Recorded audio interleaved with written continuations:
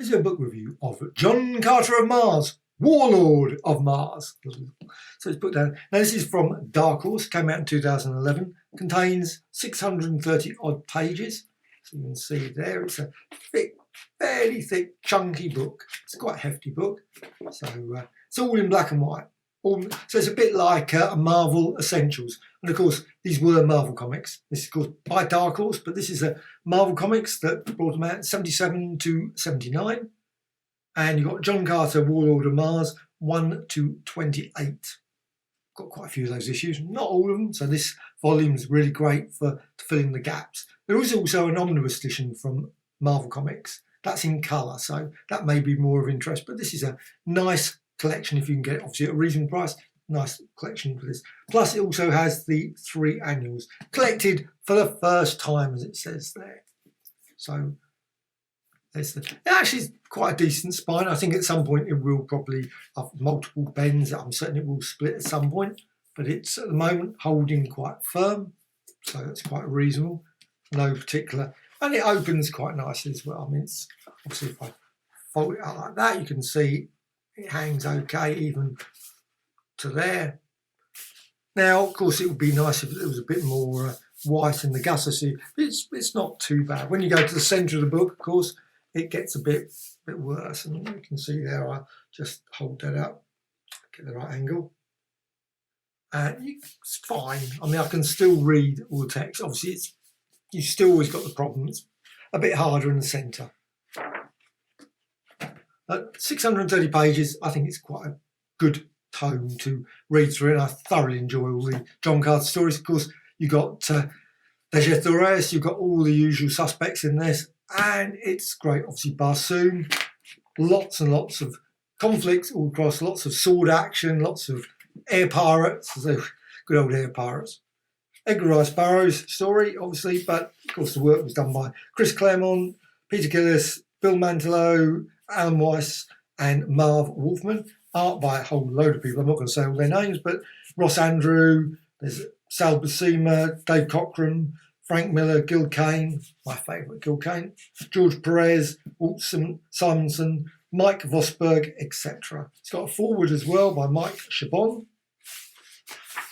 You've got the various details about Dark Horse, etc. And then you've got the table of contents. Air Pirates of Mars. And then it's broken down into chapters. Sadly, it doesn't give the dates, so like 1977, 78 and 79, when they were, and the issue numbers. So you just have to guess which issue numbers. Well, that must be issue 1 because it's chapter 1, chapter 2. However, it does go back to chapter 3, so there's no consistency there. But it's a grouping of stories. Obviously, you've got here Air Pirates of Mars, all the way, and that's 8 chapters. Then, 9 chapters, 10 chapters. 10 chapters, so 10 chapters of that. Then you've got the story of Dejah Thoris, City of Skulls, March of the Dead, Tonight is the Night Helium Dies, the History Holocaust, and so on and so on. And then you've got another one of chapters. So you've got the Master Assassins of Mars, all the way through. Now that's up to chapter 12, then the Weapon Makers of Mars, and so on and so on. Great introduction. And of course, you've got all the covers.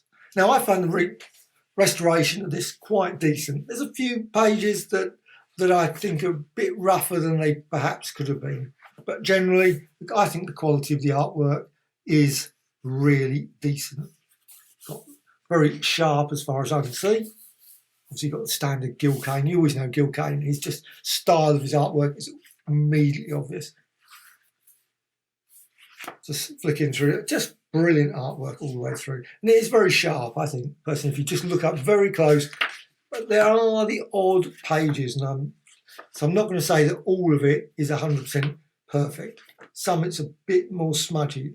I would say this one, the artwork's a little bit more smudged. It's not, but overall, I think the quality all the way through is pretty decent. So you've got really quite sharp artwork there. You know, look at the line work. The stories are just brilliant. I just love John Carter stories. Of course, there's also, of course, Dark Horse's brilliant John Carter series. There's the Dejah Thoris stories. But these ones, the Marvel ones, the ones I grew up on, are just brilliant tales. Oh, there's one that slightly rougher again restoration. It's not 100% perfect, I don't think, and I really like it to be, if you're going to think, I want it to be from the best source, as sharp as possible. You want it basically like the brilliant, and I think they're brilliant, IDW artist editions. However, they are extremely expensive, so I haven't got many, but if they brought one out of this one, I'd probably be thinking, oh, I wouldn't mind. Who knows? However, this is an absolutely brilliant volume. Great stories all the way through, like I say. And, yep, good old John Carter. Loved the film as well, Disney film. So maybe that shows me probably no taste whatsoever. I mean, a lot of people did not like that film. I thoroughly enjoyed the film. And also I liked it. There was an earlier film as well, John Carter, which I thoroughly enjoyed as well. So anyway, may they bring out more, or maybe a TV series. I'd love to have seen a TV series of John Carter. Don't understand why they've never exploited his character a lot more.